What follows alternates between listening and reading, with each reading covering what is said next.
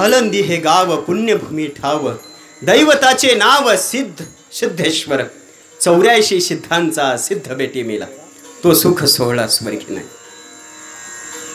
आळंदी तिथले दैवत आहे सिद्धेश्वर भगवान, तिथली गंगा इंद्रायणी आणि तिथले संत आहेत संत श्रेष्ठ ज्ञानोबाराया. हा तीर्थक्षेत्राचा महिमा आहे. आणि म्हणून कार्तिकी एकादशीला आपण सगळेजण आळंदीला जात असतो. वाऱ्या दिंड्या निघत असतात. पण ह्या वर्षी वाऱ्या निघाल्या नाहीत, या वर्षी दिंड्या गेल्या नाहीत. परंतु ती दिंडी व्हावी, ती वारी व्हावी म्हणून हा पालखी सोहळा, अनुपम्य असा सुख सोहळा, पालखी सोहळा, दिंडी सोहळा आपण मौजे या पाषाणे गावातून हा ग्राम प्रदक्षिणेच्या माध्यमातून पूर्ण केला. विठ्ठल विठ्ठल विठ्ठल.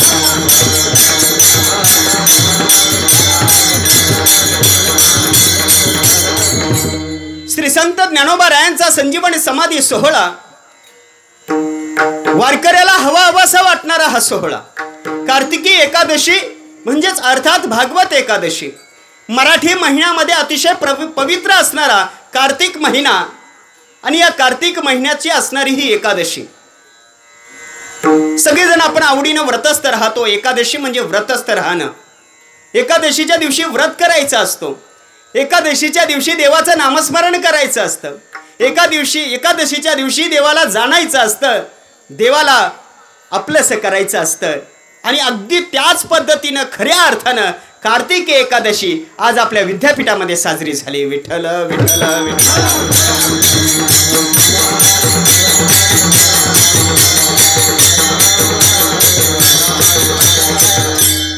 आळंदीला आम्ही का जातोय तर आळंदीचा असणारा ज्ञानोबाराया हा कृपालू आहे. येणाऱ्याला प्रत्येकाला ज्ञानोबाराया जवळ घेत असतो, तो आपलंसं करत असतो. आणि म्हणून अशा कृपालू असणाऱ्या ज्ञानोबारायाला भेटण्यासाठी आपण सगळेजण वारकरी जात असतो. जीवनामध्ये कृपा फार महत्वाची आहे. जीवनामध्ये कृपा, एखाद्याची कृपा झाल्यानंतर त्याचं जीवन सार्थकी होत असतं. कृपा फार महत्वाची आहे. तुमच्या आमच्यावर कृपा अनेक गोष्टींपासून होत असते. ती कृपा करत असताना कळत नकळत त्या गोष्टींकडे आपलं दुर्लक्ष असतं. आम्ही तिकडे लक्ष देत नाहीये.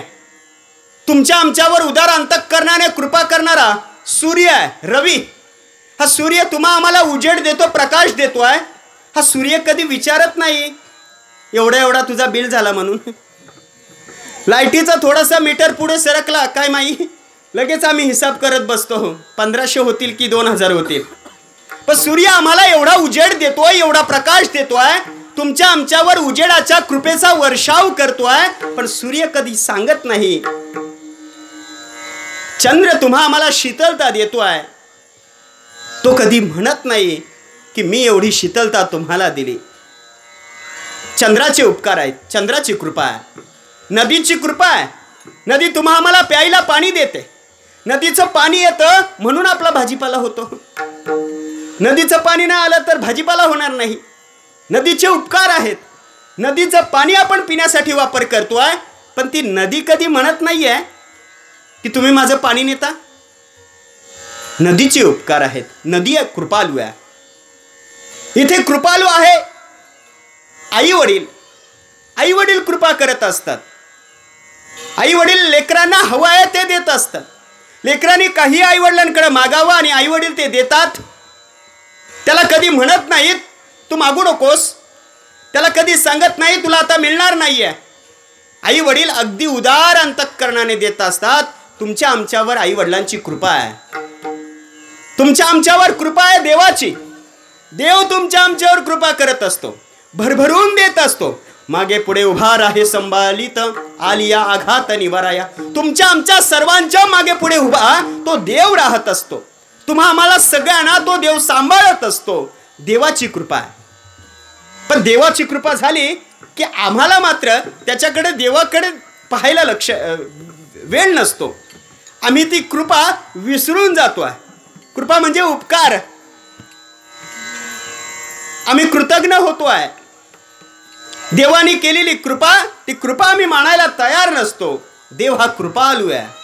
एकदा 3 साधू रस्त्याने चालत असतात आणि रस्त्याने चालत असताना त्यांना तंगी होती. तंगी आपल्या भाषेत. कोरोनामध्ये सगळा पैसा खलास झाला आणि आता कोरोनामध्ये पैसा नाही. पैसा करत होते. कुठे पैसा मिळेल का, कुठे पैसा मिळेल का, आणि असं करता करता 3 जण रस्त्याला जातात आणि रस्त्याला जाता जाता त्यांना एक सोन्याचा हंडा, सोन्यानं भरलेल्या मोहरांचा, सोन्या नाण्यानं भरलेला तो हंडा त्यांना भेटतोय. दैवगत्याने ते मिळालं. त्याच्यातला एक म्हणतोय अरे हा हंडा भेटलाय, देवाच्या कृपेनं भेटलाय, चल जरा झाडाखाली बसू. आणि ते झाडाखाली बसले. त्यांच्या हातामध्ये सोन्यानं भरलेला, नाण्यानं भरलेला तो हंडा आहे. त्याच्यातला एक हुशार होता. तो बहुतेक टेमऱ्याचा असेल. तो हुशार होता.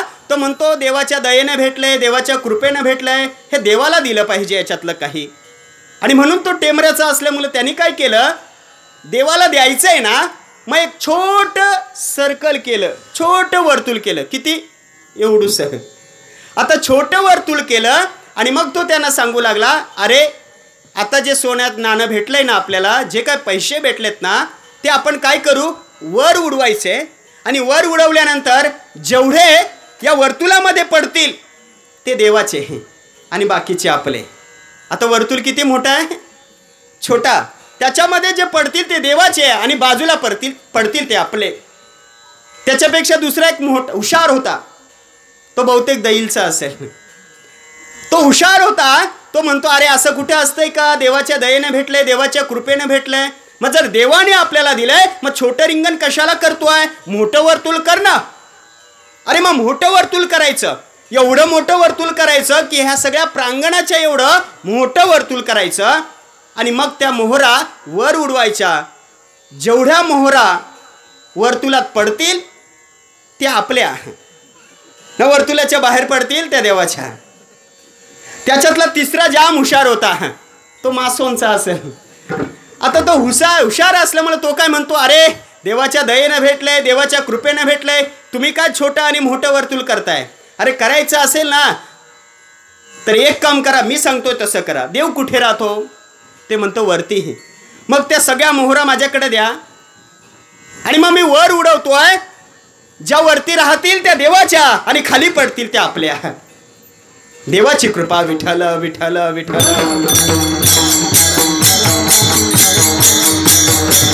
हो, देवाची कृपा झाली की आम्ही कृतज्ञ होऊन जातो. देवाची कृपा झाली की आम्हाला त्याचं स्मरण राहत नाही. देवाची कृपा झाली बचत गटाच्या अध्यक्षांवर. आता बचत गटाच्या अध्यक्षांवर देवाची कृपा झाली. देव म्हणतो बोल तुला काय पाहिजे. आता ती अगदी महालक्ष्मी बचत गटाची अध्यक्ष होती.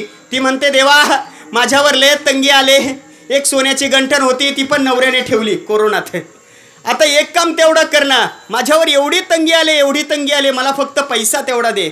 देव म्हणतो बोल किती पैसा पाहिजे. देवाची कृपा. देव म्हणतो बोल किती पैसा पाहिजे. ही म्हणते मला एवढा पैसा दे की चिंचेच्या झाडाला जेवढी पानं आहेत त्या प्रत्येक पानाला 2000ची नोट चिटकून दे. आता सगळ्यांच्या तोंडाला पाणी सुटलं वाटतंय. चिंचेच्या झाडाला जेवढी पानं आहेत, पानं तुम्ही मोजा आणि मग नोटी किती आहेत त्याही तुम्ही मोजा. चिंचेच्या झाडाला जेवढी पानं आहेत तेवढ्या नोटी देव म्हणाला तथास्तु, आणि तिचा देवाची कृपा झाली. दुसरी बचत गटाची अध्यक्ष होती सरस्वती महिला बचत गट. आता त्या बचत गटाची अध्यक्षा, तिलाही देवाची कृपा झाली. देव तिला म्हणाला बोल बेटा तुला काय हवंय. ती म्हणते देवा मला पैसा अडका काही नको रे, मला काही नकोय, मला फक्त एकच कर. तू तिला जेवढं काही सोनं दिलंय तिच्या तिजोरीची चावी फक्त तेवढी मला दे, बस बाकी काय नको. विठ्ठल विठ्ठल. हो, देवाची कृपा झाल्यानंतर आम्ही काय मागतोय याचं आम्हाला भान राहत नाही. एकदा देवाची कृपा झाली, आता कृपाच सांगतो ना, कृपाच सांगायची फक्त. वाघ पिंजऱ्यामध्ये अडकला होता आणि पिंजऱ्यामध्ये अडकलेल्या वाघाला उंदरानं बाहेर काढलं. जाल्यामध्ये अडकला होता, उंदराने जालं कुरतडलं आणि त्या वाघाला बाहेर काढलं. वाघाचा जीव वाचला. वाघ उंदराला म्हणतोय बोल क्या चाहिए तुझे, काय पाहिजे तुला बोल. आता तो उंदीरच, तो केवढूसा, त्याची अक्कल केवढी, त्याची बुद्धी केवढी, उंदीर ना. आता उंदराला सांगला बोल काय पाहिजे. उंदीर म्हणतो वाघोबा मला आमदारकी नको, खासदारकी नको, मला जिल्हा परिषदचं तिकीट नकोय, मला तालुका प्रमुख नको, जिल्हा अध्यक्ष नकोय, मला फक्त एकच पाहिजे, मला तुझा जावई व्हायचे, तुझ्या मुलीचं आणि माझं लग्न लावून दे. वाघ म्हणाला जीव वाचवलाय, मुलीचं लग्न लावून द्यायचे. लावून दिलं थाटामाटात मुलीचं लग्न. फक्त सावधान झालं, अंतरपट खाली पडला. त्या दिवशी पडला तसा अंतरपट खाली पडला. वाघाच्या पोरीनं पाहिलं अरे माझा नवरा हा उंदीर आहे, आणि तिने एक फटका दिला, उंदीर तडफडून मेला. विठ्ठल विठ्ठल. हो, देवा कृपा झाली होती राजाची, पण राजाची कृपा झाल्यानंतर काय मागितलं पाहिजे हे सुद्धा कळलं पाहिजे. कृपा होणं फार महत्वाची आहे. ज्ञानोबा रायांना तुम्ही आम्ही सगळेच जण मानतोय. ज्ञानोबा रायांचं नाव घेतल्याशिवाय तुमचं आमचं जीवनच पुढे सरकत नाहीये. ज्ञानोबा तुकोबांचं नाव घेतल्यानंतर आमचा दिवस देखील पुढे जात नाहीये. त्याच्याही पुढे सांगू की वारकऱ्यांचा असणारा श्वास, वारकऱ्यांचा असणारा प्राण म्हणजे श्री संत ज्ञानोबा राय आणि तुकोबा राय आहेत. विठ्ठल विठ्ठल.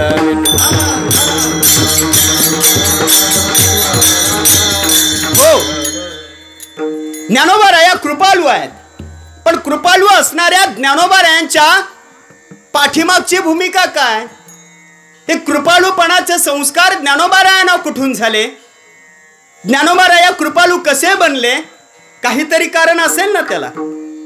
कृपाळू होणं म्हणजे तरी काय. आता तुम्ही आम्ही नाही आहेत ते कृपाळू, ज्ञानोबा राया कृपाळू कसे झाले, त्याच्या पाठीमागची पार्श्वभूमी पाहायला गेली तर ज्ञानोबा रायांच्या आई वडिलांचा शोध आपल्याला घ्यावा लागेल. हरिपंत, त्यांचा मुलगा गोविंदपंत, गोविंदपंतांचा मुलगा विठ्ठलपंत.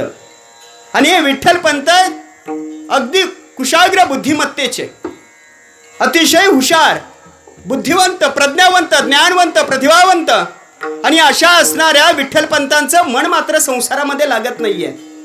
देवाचा शोध घ्यावा, देवाला भेटायचं नाही, संसारात राहायचं नाही, संन्यास घ्यायचा. आणि म्हणून विठ्ठलपंतानं ऐन तारुण्यामध्ये संसारचा त्याग करून संन्यासाची दीक्षा घेतली. विठ्ठलपंत काशीला गेले, गया, पर्यटन सगळीकडे फिरू लागले. संपूर्ण भारत फिरून झालं. विठ्ठलपंत संन्यासी अवस्थेमध्ये सगळीकडे जाऊ लागले. पण या संन्यासी असणाऱ्या तरुणाच्या विचारांमध्ये मात्र वेगळंच बळ होतं, त्याच्या विचारांमध्ये मात्र वेगळीच ऊर्जा होती, त्याच्यामध्ये मात्र वेगळीच प्रेरणा होती. केवळ संन्यासी म्हणजे भगव वस्त्र धारण नाही करायचं, केवळ संन्यासी म्हणजे राणावनामध्ये नाही राहायचं, केवळ संन्यासी म्हणजे घोर अरण्य म्हणजे गिरीकंदरामध्ये नाही राहायचं, तर रंजल्या गांजलेल्यांना मदत करायचं, ज्यांना जे जे काही हवंय ते त्यांना द्यायचं. असा असणारा उमदा तरुण विठ्ठलपंत, जो माणूस भेटेल त्याला मदत करायचा.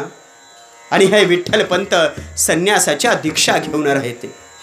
विठ्ठलपंत मजल दरमजल करत तीर्थाटन करत आळंदीमध्ये येतात. आळंदीच्या इंद्रायणीमध्ये स्नान करतात आणि सिद्धेश्वराच्या मंदिरामध्ये जाऊन हर हर महादेव असा जयघोष करून सिद्धेश्वराचं दर्शन घेतात. दिव्य तेज, दिव्य कांती, तेजपुंज असणारा चेहरा, एक उमदा तरुण सिद्धोपंतांच्या दृष्टीस पडतो. सिद्धोपंत पाहतात, अरे ऐन तारुण्यामध्ये असणारा हा संन्यस्त साधू कोण? एवढा तर्णाबांड असणारा हा मुलगा कोण? केवळ हा नुसता संन्यासी साधू नाहीये, तर वेदोक्त पंडित आहे. अनेक वेद उपनिषद याची पाठ आहेत. आणि अशा असणाऱ्या संन्यस्त साधूला, या तरुणाला भेटलं पाहिजे. विठ्ठलपंतांना भेटण्यासाठी सिद्धोपंत येतात. सिद्धोपंत आळंदीचे असणारे पाटील आहेत, ते आळंदीचे असणारे प्रमुख आहेत. ते विठ्ठलपंतांना नमस्कार करतात आणि विठ्ठलपंतांना सांगतात, अहो तुम्ही हुशार आहात, तुम्ही ज्ञानी आहात, तुम्ही संन्यासी आहात. एकदा तुमचे पाय आमच्या घराला लावा ना, हा सिद्धोपंत धन्य होईल. एकदा फक्त एकदा विठ्ठलपंत तुमचे पाय आमच्या घराला लावा ना विठ्ठलपंत, हा सिद्धोपंत धन्य होईल. आणि त्या सिद्धोपंतांचे शब्द ऐकले आणि विठ्ठलपंत म्हणाले, ठीक आहे, येतो तुझ्या घरी. आणि विठ्ठलपंत सिद्धोपंतांच्या घरी आले. सिद्धोपंतांनी विठ्ठलपंतांचं आगत स्वागत केलं, भोजन केलं. विठ्ठलपंत घरी जायला निघाले. सिद्धोपंतांनी सांगितले, विठ्ठलपंत एक दिवस राहिला तर या सिद्धोपंतांचं भाग्य उजलेल, तुम्ही इथेच थांबा. आणि सिद्धोपंतांचे आग्रह म्हणून विठ्ठलपंत सिद्धोपंतांच्या घरी थांबले. 2 दिवस मुक्काम झाला. 3ऱ्या दिवशी आता जायचं विठ्ठलपंतांनी ठरवलं. पण सिद्धोपंतांच्या स्वप्नामध्ये पांडुरंग परमात्मा आला. आणि या पांडुरंगाने सिद्धोपंतांना सांगितले, सिद्धोपंता, अरे तुझ्या घरी आलेला हा ब्रह्मवृंद पंडित आहे, हा संन्यासी आहे, याच्याशी तुझ्या मुलीचं लग्न लावून दे. सिद्धोपंतांची एकुलती एक उपवर कन्या रुक्मिणी दिसायला सुंदर आहे, बोलण्यामध्ये मधुर तिचा स्वभाव, मधुर तिची वाणी. आणि सिद्धोपंताने जेवणाच्या वेळेमध्येच विठ्ठलपंतांना सांगितलं, विठ्ठलपंत, माझी उपवर कन्या आहे रुक्मिणी, हिच्याशी विवाह करा, हिला आपलंसं करा. विठ्ठलपंत म्हणाले, अहो जेवायला दिलं, राहायला दिलं, आणि आता मात्र डायरेक्ट थेट जावाईच करता. विठ्ठलपंत म्हणाले, नाही जमणार, मी संन्यासी आहे, मी संन्यासी दीक्षा घेतली, मला संसार नाही करता येणार. रात्री विठ्ठलपंतांच्या स्वप्नामध्ये पुन्हा स्वप्न पडलं, दृष्टांत पडला. विठ्ठलपंतांना दृष्टांत पडला, सिद्धोपंतांना दृष्टांत पडला. तुम्हा आम्हाला पडतोय ते स्वप्न असतं, कारण ते कधी खरं ठरत नसतं. स्वप्नीचे चेईले जाईल रया. जे जे आम्ही स्वप्नामध्ये बघतोय त्या स्वप्नामध्ये बघणाऱ्या गोष्टी या खोट्या असतात, जागे झाल्यानंतर त्या खोट्या वाटत असतात. पण या महापुरुषांना, महामानवांना पडणाऱ्या जे काही दृष्टांत, त्याला दृष्टांत म्हणतात. आणि विठ्ठलपंतांना दृष्टांत झाला, विठ्ठलपंत, सिद्धोपंतांची असणारी सुंदर कन्या रुक्मिणी हिच्याशी तुम्ही विवाह करा, कारण तुमच्या पोटी देवाला जन्माला यायचं आहे, तुमच्या पोटी देवाला जन्माला यायचे, यासाठी विठ्ठलपंत तुम्ही रुक्मिणीशी विवाह करा. आणि देवाची आज्ञा म्हणून विठ्ठलपंतांनी रुक्मिणी मातेशी विवाह करण्यासाठी होकार दिला. संपूर्ण आळंदीमध्ये आनंदाचं वातावरण निर्माण झालं. अरे सगळीकडे आनंदाचं वातावरण निर्माण झालं. झाडे वेली पशुपक्षी यांना देखील आनंद झाला. या मातीला कस्तुरीचा सुगंध आला, गवतावर अत्तराचा दव पडला, सोन्याचं ऊन पडलं, मोत्याचं चांदणं पडलं. बातमी वाऱ्याच्या दिशेनं इकडं तिकडं फिरू लागली. अरे विठ्ठलपंत आणि रुक्मिणी मातेचा विवाह होणार आहे, विठ्ठलपंत आणि रुक्मिणी मातेचा विवाह होणार आहे. या विवाहासाठी सगळे गावकरी जमले, आप्त इष्ट स्वकीय नातेवाईक सगळे सगळे सगळे जमले. आणि आता विठ्ठलपंत आणि रुक्मिणी मातेचा विवाह सोहळा रंगतो आहे, अंतरपाठ मध्ये सजलेला आहे. एका बाजूला विठ्ठलपंत आहे, एका बाजूला रुक्मिणी माता आहे. आणि अग्नी ब्राह्मणाच्या साक्षीनं हा विवाह सोहळा सुरू होतोय. स्वस्ती श्री गणनायकं गजमुखं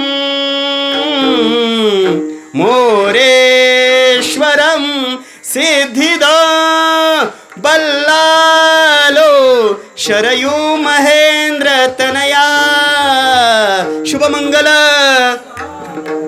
विठ्ठल विठ्ठल. असा आवाज का काढला माहिती आहे? कारण भटजी 4 लग्न लावून आल्यानंतर त्याचा कसा आवाज निघतो ना, तो आवाज काढला. विठ्ठलपंत आणि रुक्मिणी मातेचा विवाह झाला. दोन्हीही सुखा समाधानाने राहू लागले. पण विठ्ठलपंत वैरागी, संसारामध्ये मन लागत नाहीये विठ्ठलपंतांचं. विठ्ठलपंत रुक्मिणी मातेला सांगतात, रुक्मिणी अगं नको हा संसार, नाही मन रमत माझं इथे, नाही राहता येत मला इथे, मला जाऊ दे ना, संन्यास घेऊ दे ना, मला जाऊ दे ना, तपसाधना करू दे ना, मला जाऊ दे ना, देवाला आपलंसं करू दे ना. या जीवनाचं इति कर्तव्यता असणारं जे माझ्या वाट्याला आलेलं आहे ते मला करू दे ना, मला जाऊ दे ना.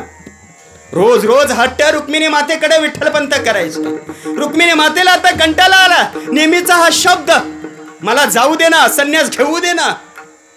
रुक्मिणी मातेला एक दिवस रुक्मिणी माता सहज विठ्ठलपंतांना म्हणाले, जा जा. हा शब्द फक्त रुक्मिणी मातेचा विठ्ठलपंताने ऐकला आणि विठ्ठलपंत थेट निघून गेले. पुन्हा संन्यासी अवस्थेला सुरुवात झाली. विठ्ठलपंत काशीमध्ये गेले आणि काशी त्या नगरीमध्ये राहू लागले. तिथे संन्यास घेऊ लागले. नाव होतं विठ्ठल, आता मात्र नाव बदललं, नाव ठेवलं चैतन्य आणि चैतन्य या नावानं त्या ठिकाणी राहू लागले.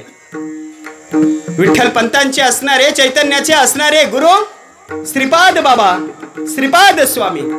हे श्रीपाद स्वामी आता पर्यटन करत करत, तीर्थयात्रा करत करत आळंदी क्षेत्रामध्ये आले आणि आळंदी क्षेत्रामध्ये सिद्धेश्वराच्या मंदिरामध्ये त्या सिद्ध बेटावर श्रीपाद स्वामी बसलेत. श्रीपाद स्वामींचं दर्शन घेण्यासाठी सगळेजण येऊ लागले.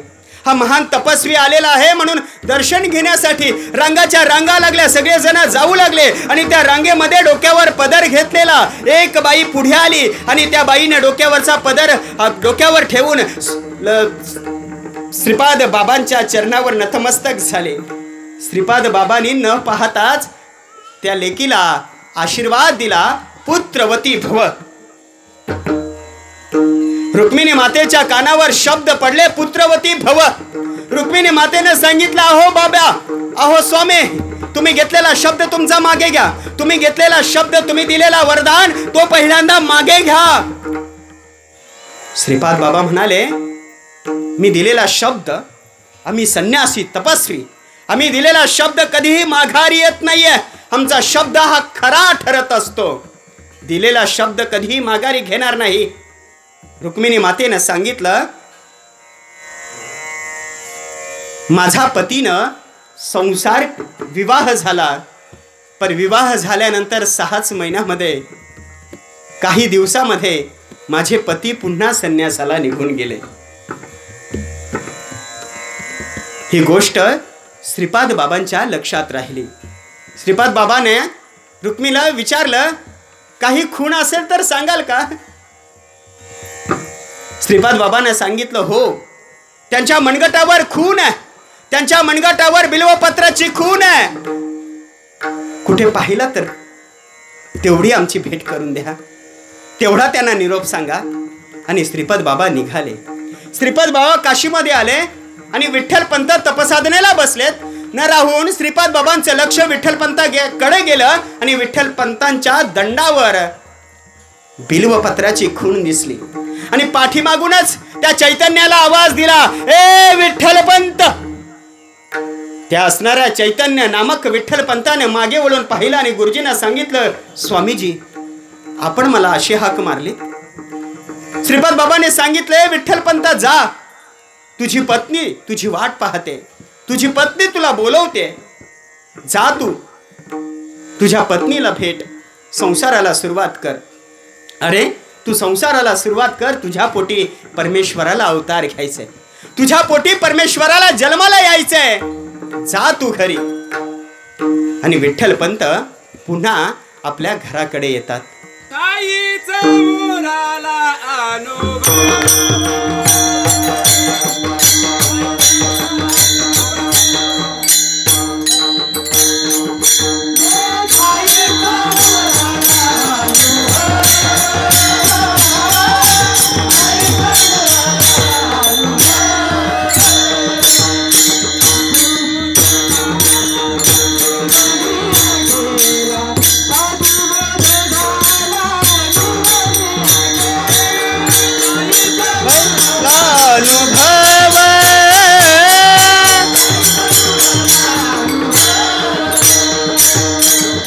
साधू बोध झाला तो नूरनीय ठेला, ठाईच मुराला अनुभव. साधूचा बोध झाला आणि विठ्ठलपंत आपल्या घराकडे आले. विठ्ठलपंतांना येताना रुक्मिणीने पाहिलं आणि रुक्मिणीला आनंद झाला. आणि याच विठ्ठलपंत आणि रुक्मिणी मातेला दिवस गेले आणि विठ्ठलपंत रुक्मिणी माता यांना मुलगा झाला. पहिल्या मुलाचं नाव निवृत्ती दादा. 2 वर्षाने पुन्हा मुलगा झाला, त्याचं नाव ज्ञानदेव. पुढचा सोपान आणि तदनंतर मुक्ताबाई.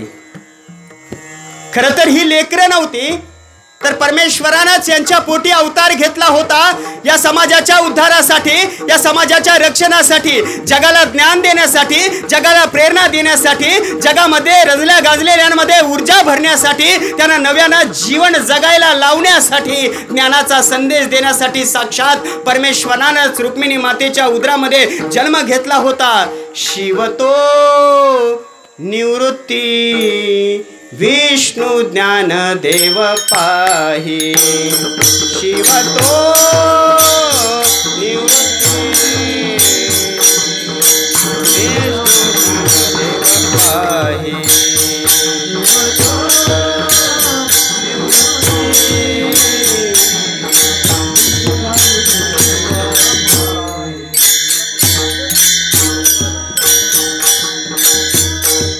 सोपान तो ब्रह्म मूळ माया मुक्ताबाई.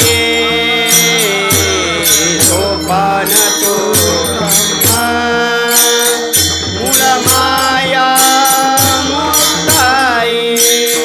शिवतो निवृत्ती देव पाही. शिवतो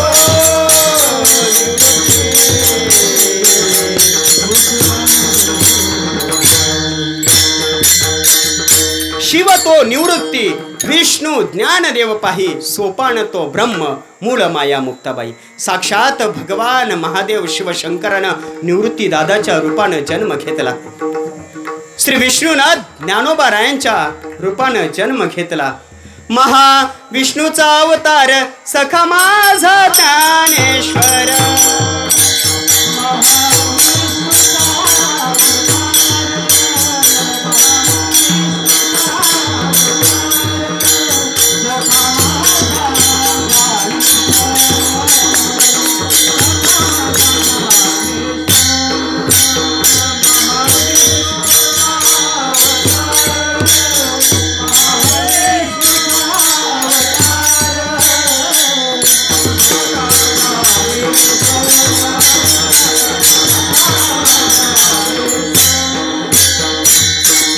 महाविष्णूचा अवतार सखा माझा ज्ञानेश्वर.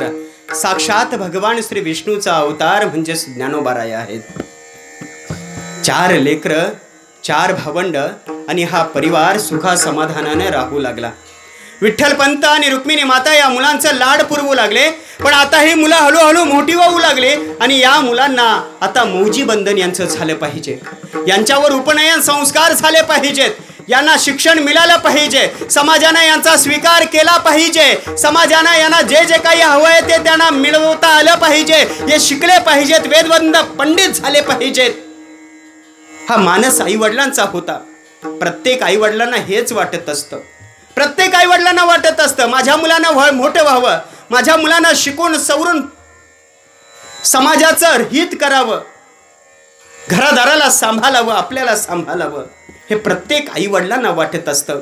आणि विठ्ठलपंत आणि रुक्मिणी मातेला वाटलं, पण मुलांचं मौजीबंधन करायचं, मुलांचं उपनयन संस्कार करायचं आहे, पण संसार करून संन्यासाची दीक्षा घेतली आणि संन्यास करून पुन्हा संसारामध्ये आला, हा विठ्ठलपंतांकडून झालेलं एक घटना होती.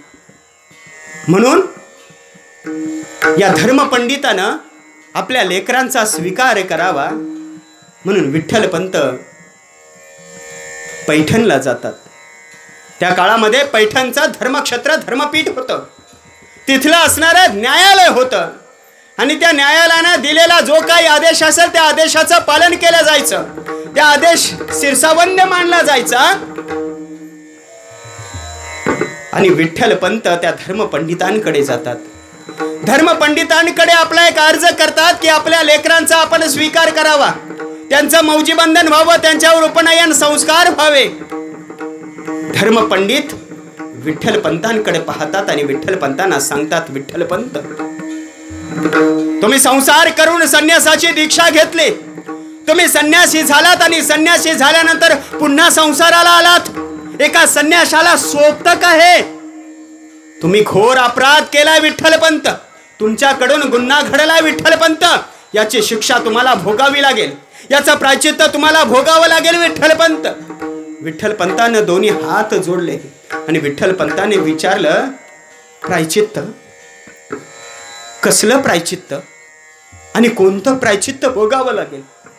माझ्या मुलांना उपनयन संस्कार व्हावे, माझ्या मुलांना समाजानं स्वीकार करावा, यासाठी आपण जो काही प्रायश्चित्त द्याल ना त्याचा स्वीकार आनंदानं हा विठ्ठलपंत करेल.